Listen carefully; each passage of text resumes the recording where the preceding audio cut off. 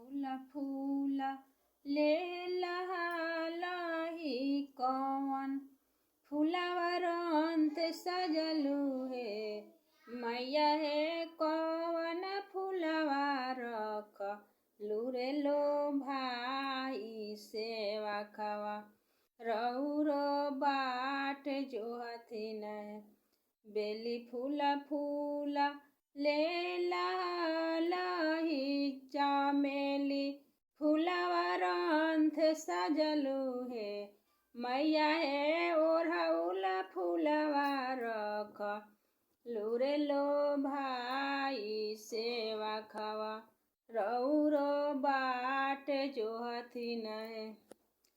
Hello दोस्त, नमस्ते, प्रणाम। आप लोग कैसे होंगे? अच्छे होंगे। हमारे देवी गीत कैसे लगी?